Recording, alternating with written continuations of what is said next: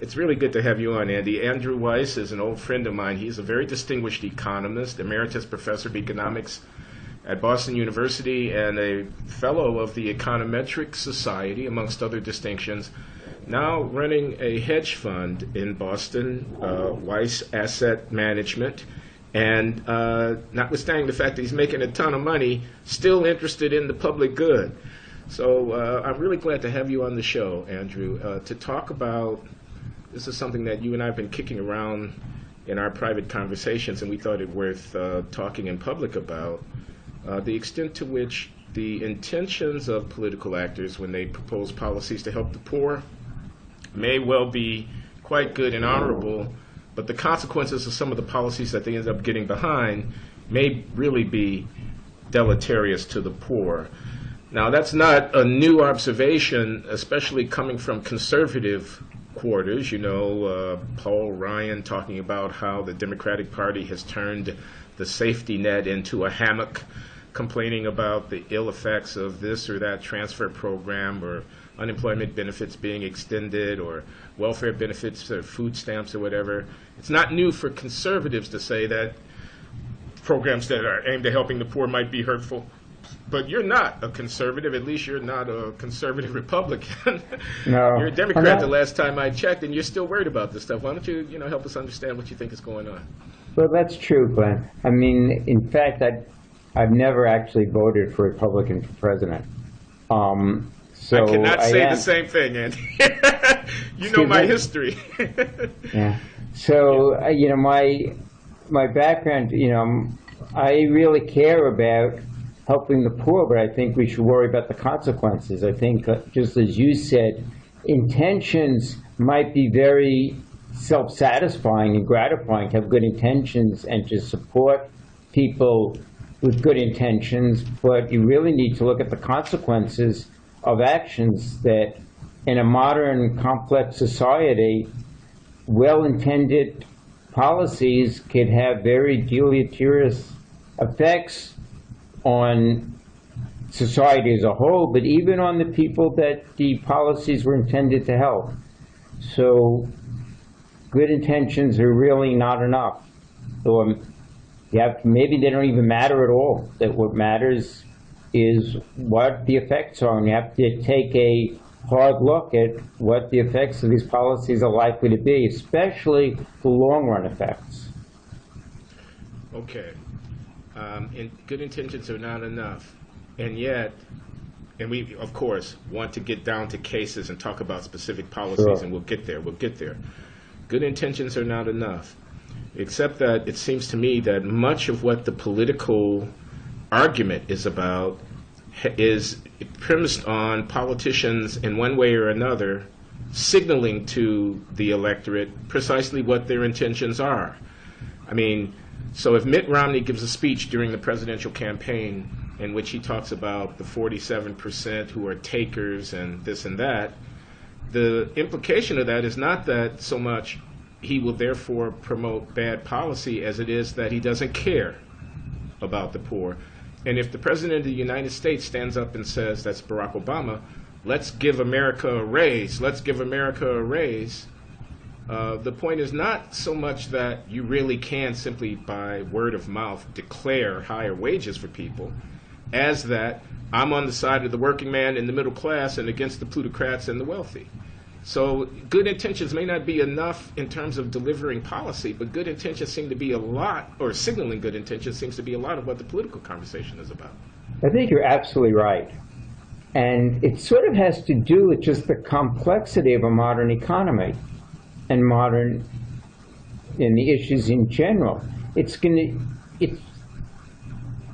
very hard for the public to figure out all the implications of various policies, and the media is not at all helpful on that, where they're giving sound bites in terms of seconds and very little in-depth analysis or real thought about long-term consequences. So if you're a voter, your best guess probably is to think, look, is this somebody who really cares about people like me? And if he is, he's likely to seek out experts who are going to help on that dimension. They might be a reasonable inference. And if he doesn't care about people like me, he'll seek out experts and policies that will not favor people like me. So it might be a fairly good rule of thumb. The problem with that is that that rule of thumb can get very misguided, because what ends up happening is the people who give the rhetoric of caring like people like me then support populist policies that sound like they're helping people like the average voter or the people that they're cultivating, but they're, like you say, leading from behind. They're just following the opinion polls, and you could have very bad consequences from that. There's no effort to really educate the public, or by the media or by the political leadership. It's you have one party that, as far as I can tell, supports pretty much everything that's advocated by a majority of the people in the public opinion polls, and another party that tends to support its base. Okay, I'm sorry. Which party is which here? Well, I think the Democrats, it's very hard to see where the Democrats have come out in favor of anything that doesn't, at least initially, poll well. Okay.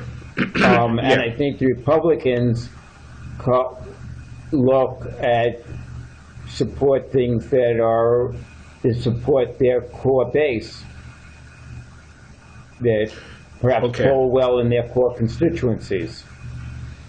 Okay. Now, and the Republicans actually have strong ideological beliefs, which which might even be unpopular, but support some core values. Like a gun for everybody, something like that. A gun and a Bible. A gun and a Bible, something, right. Well, small business, let's not burden the employers. Now, some of what the Republicans are saying, presumably, is going to intersect with what, the intuition that we economists would have. Worry about incentives. Don't put too much burden on the job creators. This kind of thing. No, I think that's absolutely right. I mean, there's a lot of things in Camp's proposal I disagree with, but there are some good things in it. The Republican proposal for tax reform. For example, one of the things he's advocating is a gradual lowering of the exemption for home mortgages, which I think will enable, we'll talk about this later, will help poor people buy houses, because they don't benefit from that. And when you say he, is that Paul Ryan whom you refer to? That's Camp.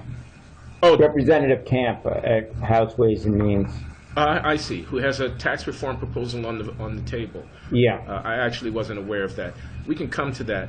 Why don't we start with what I think is like the gorilla of populist policies these days, which is increasing and indexing the minimum wage.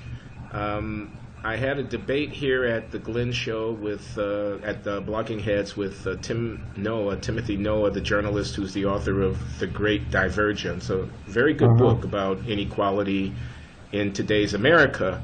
And he, of course, was defending the increase in the minimum wage. He was saying that, a lot of the people who earn the minimum are the breadwinners for their households, they're single moms or whatever. He was saying that the industries where some of these workers are employed are making, huge profits, and it's time to not subsidize the Walmarts of the world by subsidizing workers' wages through the Earned Income Tax Credit, but it's time to make the bosses pay more. He was saying that the moral position that a person shouldn't work, 40 hours a week, 2,000 hours a year, and not make enough money to live out of poverty is the right way of thinking. And he was saying that the ill effects of the minimum wage have been overstated by economists. He was basically saying that it was neoliberal ideology to go around talking about the market this and pricing people out of the market that basically what we were doing here was helping poor people. And dropping the G on helping is a part of this argument. We're helping poor people. What do you say to that? Well, I think let's think about what's going on. First of all, Do we think that firms try to maximize profits, or are they just doing things arbitrarily? Will they respond? Do they respond to incentives, or is it just randomness? I mean, instead of thinking about good guys and bad guys and, good and evil and that kind of stuff, let's just think about consequences if you raise the minimum wage. We have problems in this country. You might say that people should be able to be self-supporting, but you don't want to go around making their lives worse. I mean, it's a little bit worse to have no job than to have a lousy job. People who are concerned about the poor, let's see about, are you going to make them even worse off by raising the minimum wage and indexing it to inflation? So let's think about the consequences of a long-term indexed minimum wage. The same people who are advocating a higher minimum wage, sort of the editorial page of the New York Times, has articles in the New York Times about gadgets, new gadgets that are coming online. For instance, machines that will clean your windows for yourself, mow your lawns, vacuum your floors, sweep your floors. If you can invent those gadgets, then we don't even know the gadgets we haven't even seen, but we've seen a lot of gadgets coming online in the past that have eliminated low-wage jobs, low-wage unskilled jobs, ATM machines, automatic checkout counters, Easy Pass for highways, the meter maids getting displaced by automatic payment systems. If you raise the minimum wage, what will happen to the adoption and invention of those kinds of devices that are basically making low-skilled workers unemployable?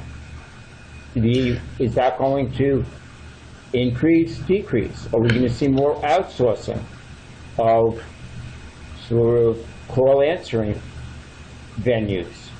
Yeah. If you look at long-term effects of minimum wage, there's one study in Canada goes out 6 years. Most of the studies we've seen go out 1 year. When you go out 6 years, and this is just Canada and just provinces, so I think the effects will be much worse if you go to a whole country or the United States, where there's much more incentive for labor substituting effects.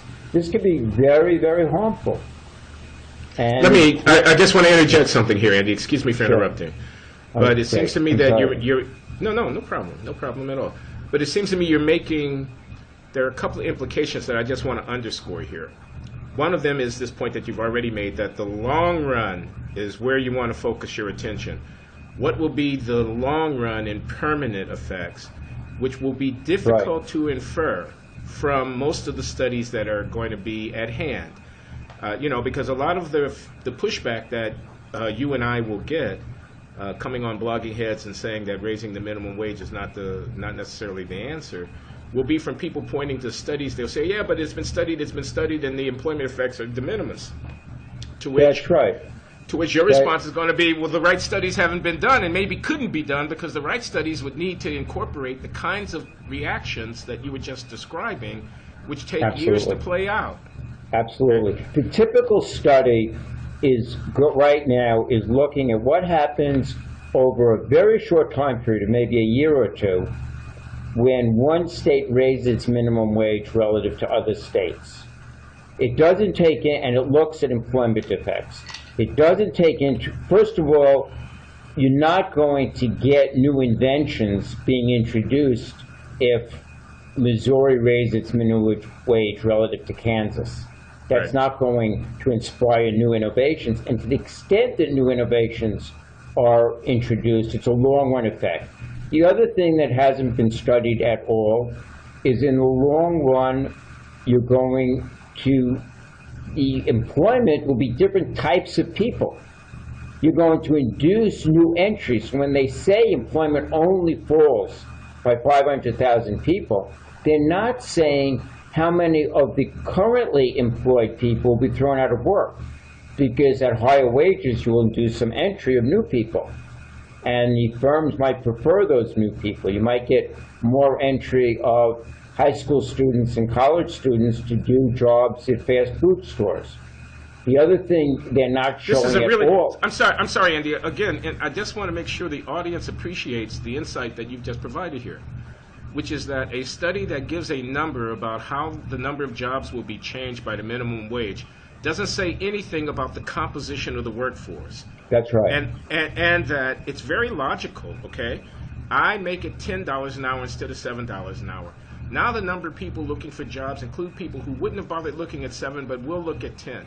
The quality of those people, on average, is going to be higher than the quality of the people who are working at 7. So even if the aggregate number of jobs doesn't fall by much, the employment of people now working at 7 might be much more seriously negatively affected by the movement of the wage to 10. We don't know for sure because we need to look carefully at the data, but it's certainly a possibility worthy of consideration. We haven't seen that at all. The other thing that we haven't seen is they talk about the price effects. Presumably, if firms are paying more for workers, in general, they're going to raise their prices. Who shops at these stores? Who are the clients? When you talk about a living wage, that's a function of what you're buying. The prices of the things that I buy, for example, are probably not affected at all. I don't shop at dollar stores, and I don't patronize Walmarts or McDonald's. It's hard to believe. So so I'm not really affected, but the poor are.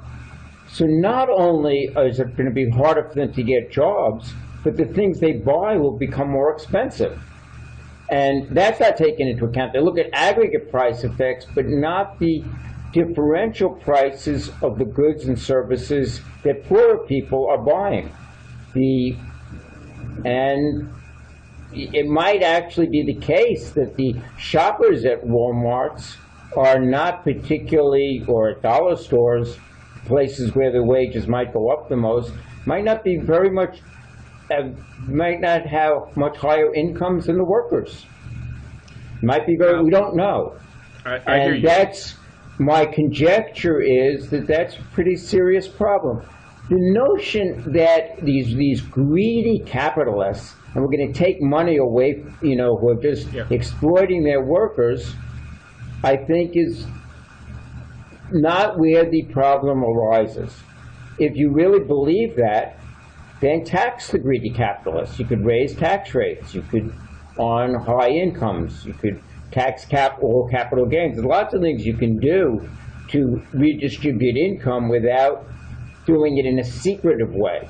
One way of thinking about a high minimum wage, another way of thinking about it is aside from the employment effects, this is a secret sales tax that hits the goods and services that the poor people buy. So the same people, there's another issue, who are vehemently opposed to a value-added tax or a sales tax because it's regressive. It's regressive, yeah. Are advocating a far more regressive tax, namely an indirect, a hidden tax on the goods and services that the poor buy. You want to help the poor, why don't there's lots of things you could do, improve the food stamp programs, give housing vouchers, give demo grant, transfers to the poor, earned income tax rates, a lot of things you can do, but they show up as taxes. I want to intercede here again. Yeah. Bring us back to this point I was making at the beginning of this conversation, which is that a lot of the signaling of intentions is about a political process in which the person running for office wants to announce, I'm on your side, and he does it through policy adoption. So, that's exactly right. They don't want to talk. Are you there? Yeah, I'm here, of course. Okay. I wasn't quite finished, but you go ahead. Yeah, no, go ahead, finish. Okay, no. Well, the thing I want to say here is, you just got through with a really interesting list of possibilities for the ill effects, okay? One of those points was about technology, gadgets, and so forth. Another one of those points was about who's really paying the bill here, okay? The narrative from the left is, the rich employer, the Walmarts, the Waltons, they've got a museum in Bensonville, Arkansas that, with old masters hanging on the walls, and they have all this wealth. and whatnot, as if, as you say, there's a bunch of fat cats sitting around bilking the workers. Whereas the reality is these industries are competitive, and you raise their costs, they're going to raise their prices. The person who pays this bill is not somebody who sits clipping coupons in a penthouse somewhere in Upper West Side. The person who's going to pay this bill is the person who shops at the enterprises that employ minimum wage workers, and odds are that's going to be somebody who is not all that well heeled, and other points of this sort. And now the point I want to make is that, you see, as economists, we tend to bring a theoretical and a conceptual lens to the analysis of these problems that leads us to push to the side this rhetoric and this boilerplate and this kind of narrative, and to just think about cause and effect and consequences. And some of the consequences in the nature of the case are not going to be measurable at a point in time. So theory becomes important. I mean, theory, I don't mean it with a capital T. I just mean conceptualizing what the different moving parts are in a system of social interaction, and thinking carefully about how you, if you were to push here, what the likely effects would be over there. So anyway, yes. I agree completely. That's what I want to say. I think putting in the lower T for theory is very valuable. In fact, we're really talking about stories. Yeah. You know, plausible stories about how firms are going to react. I mean, unless you think that firms just act randomly, you would expect them, if something gets more expensive, they'll generally use less of it. If their competitors' costs go up and their costs go up, you would generally expect that to be reflected in higher prices. This is not rocket science. You'd expect them to substitute. If the cost of labor gets high relative to the cost of machines, they'll substitute machines for labor. If the cost of U.S. labor gets high relative to foreign labor, they'll substitute foreign labor. This just makes sense, unless you think that firms just take pleasure, or that the managers just take pleasure out of hurting workers, and that they don't respond, they're not interested in maximizing profits, which is kind of nutty. Okay, I got to push back. Because otherwise people will write in and say Glenn didn't push back. Okay. So I'm basically in agreement with you, but here's the pushback. You look at other countries. I'm told that in Australia, the minimum wage for people working in the service industry is something like $15 an hour. It's much higher than it is here. Last time I was in Sydney, it was still possible to get a burger, to get your laundry done, and to stay in a hotel where someone came around and cleaned the room. Yeah. So, the sky did not fall on the Aussies. No. What's the implication of that? Different countries and societies do have much more generous to workers regulations of their labor market than we have in the United States. Higher minimum wages, more entitlement to workers to benefits, maternity, family leave, longer vacation times mandated, and all this kind of stuff. And they haven't closed up their shops yet. No, they haven't. That's right. And I think it'd be important to look at these various countries. One thing you would expect is that the number of firms that are providing these services might decrease. So in other words, even if the prices don't change, just the availability of the services could fall. If you're looking at other countries like Australia, you have to be very careful about the fact that Australia is a quite homogeneous society. There are very few countries that are as heterogeneous as the United States. So if you have a very homogeneous society, you might have less inequality because there's less divergence in the population, in education levels, socioeconomic backgrounds, things like that. So looking at Australia is questionable. And the other thing we see in other countries is hours worked. Labor force participation rates in terms of number of hours worked by the population is quite low relative to the U.S. So it might be that what we're seeing in Australia, and they have a very strong social safety net. So you pay higher wages, people work fewer hours, and they're supported by a strong social safety net. I'd be fine with that, but nobody's talking about that, about pushing people out of work with the high minimum wage, and then putting in a high tax rate that would also give them the social benefits that you see in, say, Australia or most of Western Europe. Let me be clear. But that would require taxing people like me higher. You don't.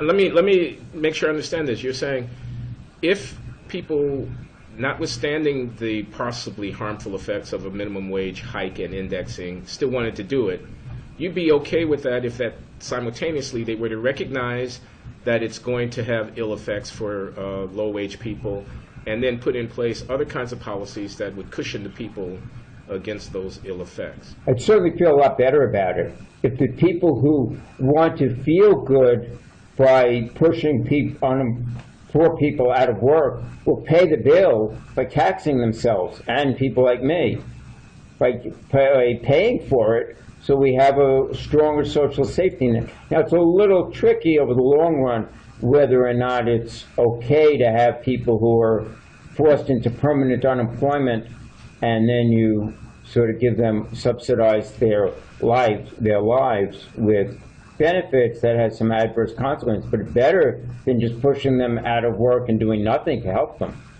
which I think is really unconscionable. Okay, another issue that's been on the table up on Capitol Hill is what with this long recession and high unemployment rates that we've had, and the number of people who've been unemployed for over 12 months growing, is to extend the duration of unemployment benefits for people caught up in this recession beyond what has been so far approved in the law. How do you feel about that, about extending long-term unemployment benefits for people? I think the way unemployment benefits are currently calculated is a little bizarre. They have like this cliff kind of level. It's constant, and zero. Yeah. So you see a lot of people who stay unemployed until right about the time the benefits run out.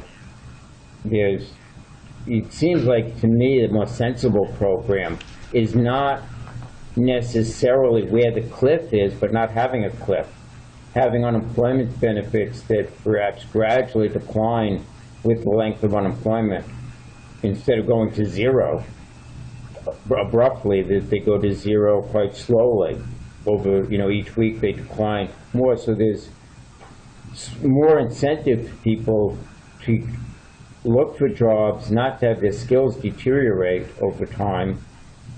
Is probably a better idea than having this cliff, and then then you extend it to another cliff.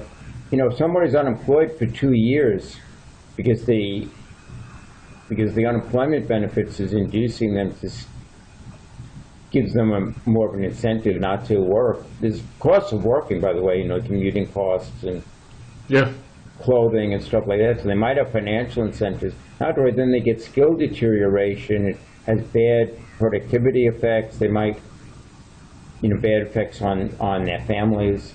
So I think you want to think seriously about all of those effects. I think during a sharp recession, you might want to adjust the unemployment benefits for labor market conditions. That would make some sense. When it's not so much of a choice by the workers, but just lack of availability of jobs.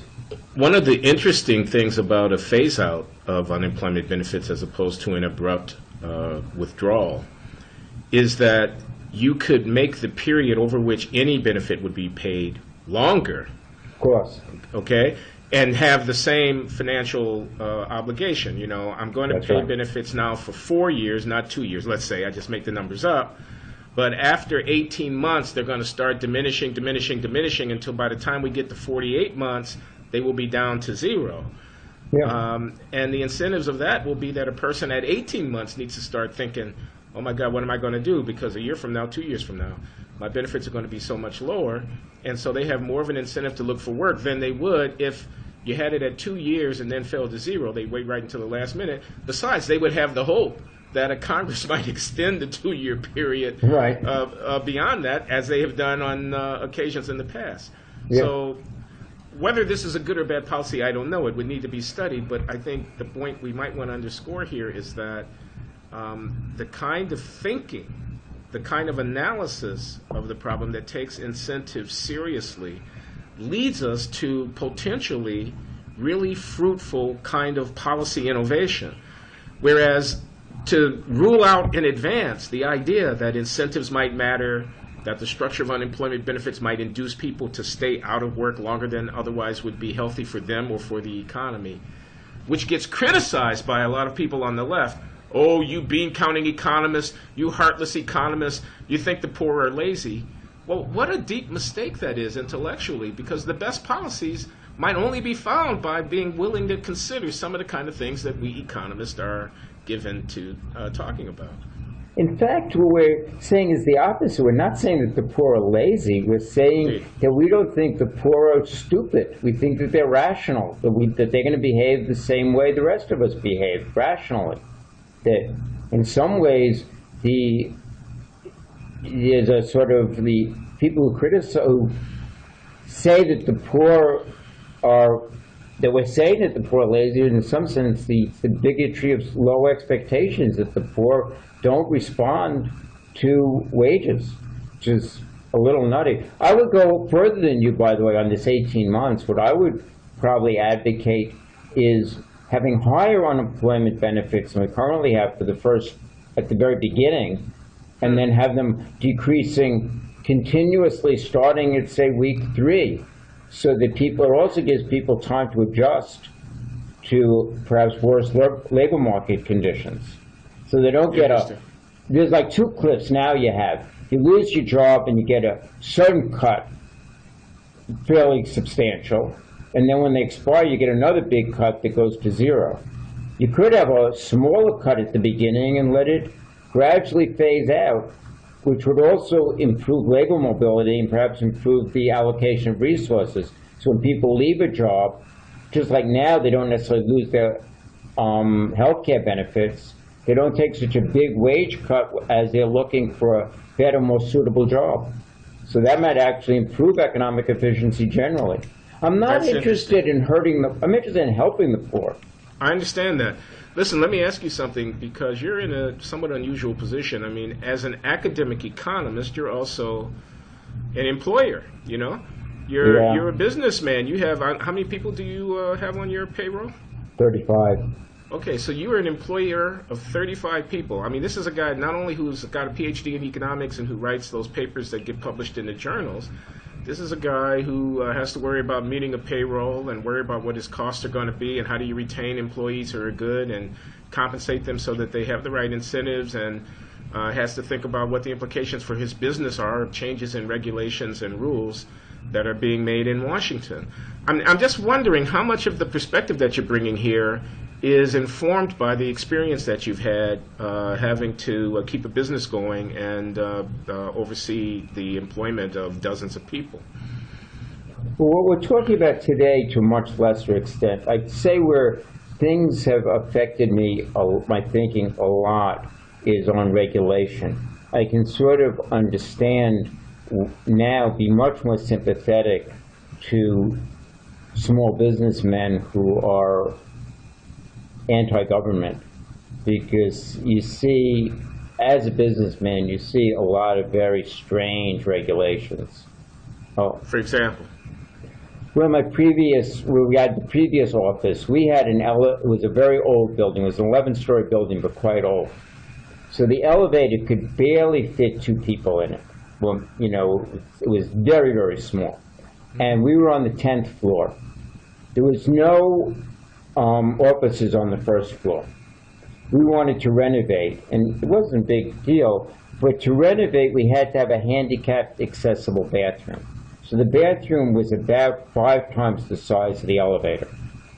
So people, if somebody was to be carried up 10 flights of stairs, then they could use the bathroom. It was kind of odd. And there was a ramp to get into the building. So somebody with a wheelchair could get into the building, but then they couldn't go anywhere because the elevator was so small. So the fact that you had regulations that made the building handicapped accessible seemed a little bizarre to have making a building that handicapped people could really not access, period. Was a little strange, I thought. And so things like, and then we also had problems with the financial regulations I could talk about. Yeah, well, you're in the finance business. Maybe that's the subject for another conversation altogether. Okay. I mean, it sounds to me like in the elevator case, the problem is the lack of flexibility.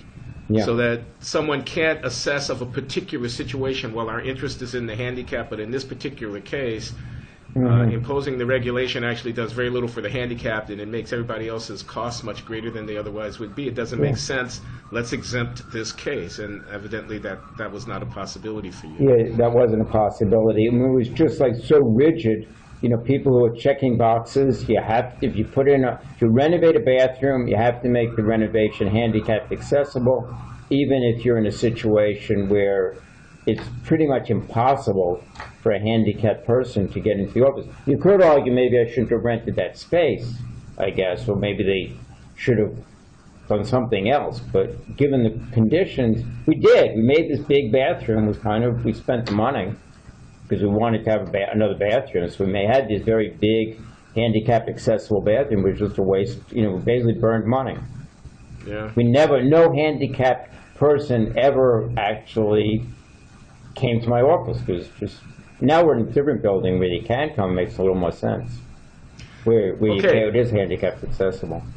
Another question for you. I know from knowing you that you've been successful with your business, and some of what you do is support political causes that you believe in and political figures that you believe in. So you've had the opportunity to host fundraisers and to meet and chat with prominent people in the Democratic Party who are, in the United States Senate, who are sitting in some of these committees, and who are making the laws.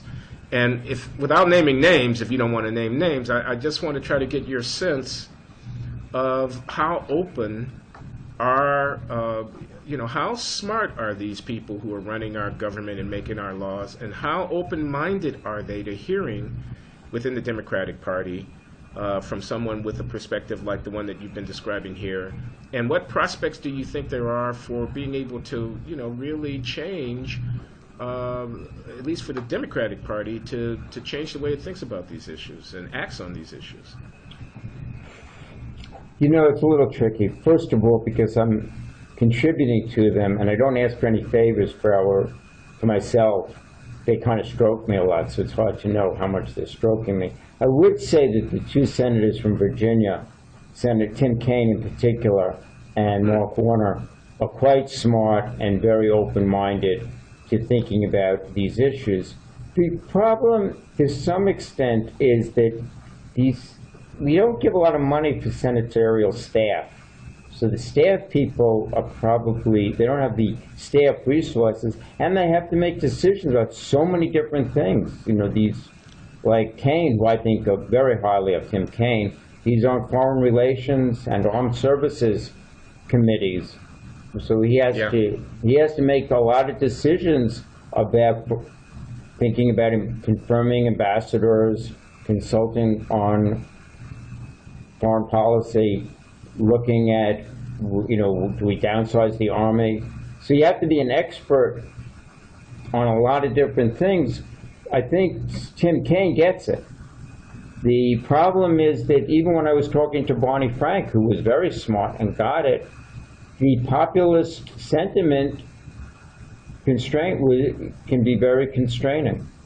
They have restraints on what they can do. If you're a Democrat, you come out against an increase in the minimum wage, you're going to take a lot of heat.